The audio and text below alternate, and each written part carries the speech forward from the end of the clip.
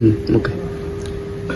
नमस्कार, live news now channel में आपका हार्दिक अभिनंदन है। तो लीजिए आज मिलवाते हैं युवा प्रख्यात तबला वादक से और हम उनका परिचय आपसे करवाते हैं।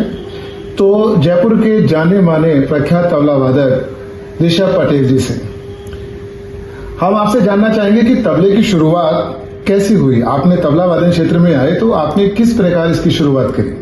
जी, मेरी तबला वादन की जो शुरुआत है वो बहुत ही छोटी आयु से 4 वर्ष की उम्र में मैंने की। जब एक वाह ताज करके एक ऐड आया करता था उस्ताद जाकिर हुसैन साहब का, तो उसे देख के मुझे प्रेरणा मिलती थी कि ये जो इंस्ट्रूमेंट है ये मैं भी कभी बजाऊं।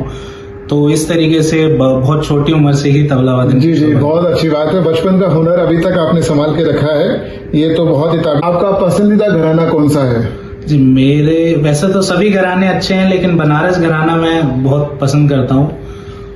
जी, बनारस घराने को आप पसंद करते हैं। जी। तबला वादन में आपको कोई उपकरण की आवश्यकता होती है?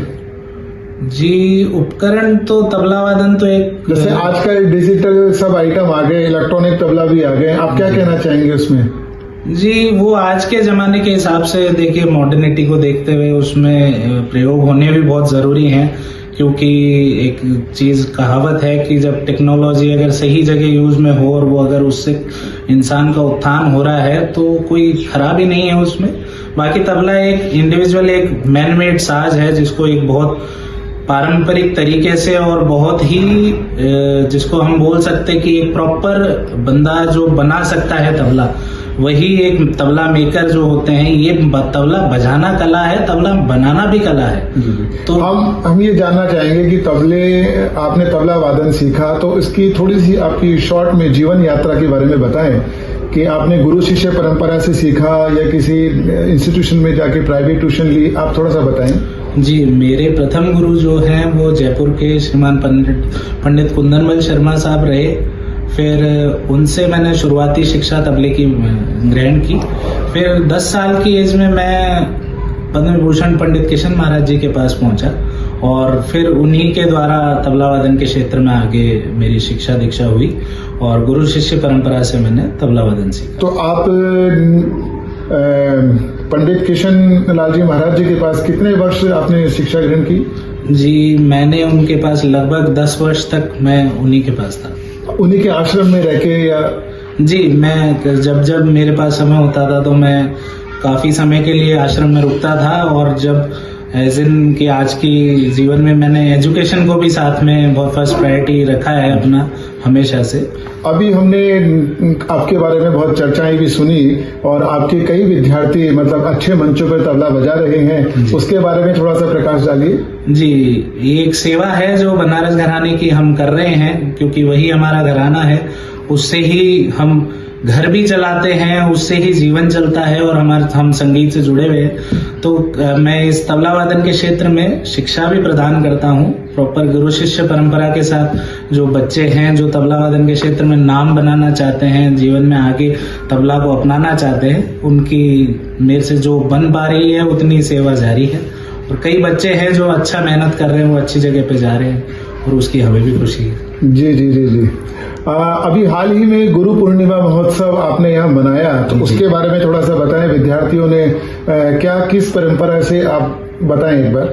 जी, गुरु पूर्णिमा महोत्सव इस बार जो हमारे जो प्रांगण है घर का, उसमें ही हमने मनाया गया, जिसको कि ताल तरंग institute of tabla and rhythm के नाम से जो मैं शिक्षा चलाता हूँ। तो वहाँ पे सभी बच्चे आए, उन्होंने गुरु पूजन सीखा, बनारस घराने का पूरा इतिहास उनको समझाया गया और अच्छे से गुरु शिष्य परंपरा क्या होती है उसके बारे में बताया गया। और बहुत अच्छा कार्यक्रम हुआ, जिसमें सभी विद्यार्थियों ने कुछ 1 मिनट की प्रस्तुतियां अपनी दी और बहुत अच्छा कार्यक्रम हुआ।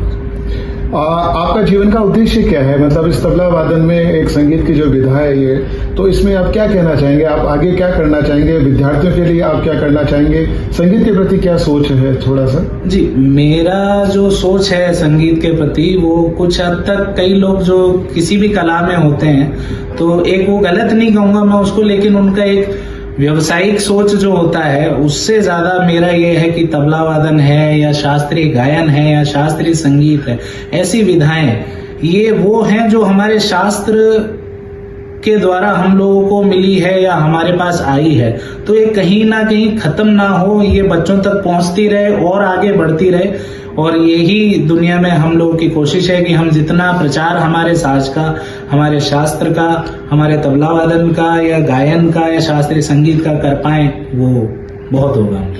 जी मैं ये और पूछना चाहूंगा कि जैसे आपके विद्यार्थी हैं या उन विद्यार्थियों के लिए आप क्या कहना चाहेंगे कि वो अपनी लाइफ में तबले को किस तरीके से लें? तबला जीवन का अंग अगर बना लें, तबला ही नहीं कोई भी कला अगर आप सीखना चाहते तो मेरी एक सोच है कि कला को सीखा नहीं जा सकता, कला को जीवन में उतारना ही पड़ता है। जी, आपका जीवन ही वो कला बन जाए तब जाके वो कलाकार एक उत्पन्न होता है। कलाकार ऐसा नहीं है कि आप ये देखिए, एक बहुत उचित कहावत भी है कि आप किताबें पढ़ के कुछ भी बन सकते हैं क्योंकि शिक्षा में वो शक्ति है, लेकिन कलाकार जो है वो एक तो ईश्वर की देन होना जरूरी है और फिर लगन रहे, क्योंकि बहुत मेहनत चाहिए, घंटों की मेहनत दिन ब दिन बढ़ती जाती है। दिन रात वो कला के बारे में सोचना पड़ता है और वो तभी होगा जब आप सिर्फ सीखने तक सीमित ना रखेंगे उसको अपने जीवन में उतारेंगे। जैसा कि आपके कई विद्यार्थी हैं जो अच्छे मंचों पे प्रस्तुति दे रहे हैं, सप्तक है, हरिवल्लभ है, तो ऐसे मंच तक आप पहुंचा रहे हैं, तो ये एक बहुत ही कठिन आप मतलब परिश्रम कर रहे हैं विद्यार्थियों के साथ। नहीं, आजकल तो बस वही फीस पर सारा चीज टिकी हुई है, प्रोफेशनल बना लिया जैसे आपने बताया है। जी मेरा यही संदेश है सभी को कि ये शास्त्रीय विद्या है जो हमारी तबला वादन की, चाहे आप कहीं भी सीखें, कहीं कोई सा भी आपका घराना हो या किसी भी प्रकार से आप चाहे उसको शौक के लिए सीखना चाहते हैं या क्या, तो अगर उससे जुड़े तो उसकी पूरी सेवा करें, उसमें रियाज भी करें, उस विद्या को समय दें। ऐसा नहीं कि बस 6 महीना साल भर किया और फिर छोड़ दिया।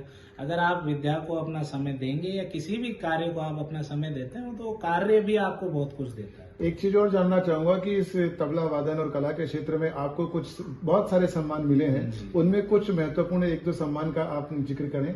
जी, मुझे राष्ट्रपति अवार्ड सन 2004 में और राज्यपाल अवार्ड मिला है, कला शिल्पी अवार्ड, संगीत शिरोमणि, कई अवार्ड, जो ताल वादक, कई जो अवार्ड्स हैं वो जीवन में मिले हैं। लेकिन अवार्ड से ज्यादा खुशी उस चीज की होती है कि जब हम बजा रहे हैं, उसका अप्रिसिएशन है, वो है, आज तक जीवित है। जैसे कि जयपुर संगीत महाविद्यालय द्वारा भी मुझे अभी पिछले ही साल कुछ समय पहले ही बहुत अच्छा एक संगीत शिल्पी एक अवार्ड दिया गया था कि वो भी एक बहुत अच्छा कार्य कर रहे हैं कि कलाकारों को वो अपने पास बुलाते हैं, उनका सम्मान करते हैं, उनके द्वारा जो शिक्षा दी जा रही है उसको लोगों तक पहुंचाते हैं। तो ये बहुत जरूरी काम है और ये जो अवार्ड्स हैं ये तो ईश्वर की देन है। सम्मान मिलना एक बहुत बड़ी बात होती है, तो उसके आभारी हम हमेशा रहेंगे। आपका बहुत बहुत धन्यवाद ऋषभ पटेल जी। तो देखिए, आज के प्रख्यात तबला वादक और युवा है बिल्कुल, और इनके अंदर इतना जोश भरा हुआ है कि अपने विद्यार्थियों के अंदर भी वही गुरु शिष्य परंपरा की तरह अपने मतलब तबला वादन को सिखा रहे हैं और इस कला का विस्तार और प्रचार प्रसार में लगे हुए हैं। आपका बहुत बहुत धन्यवाद। Live news now channel. धन्यवाद।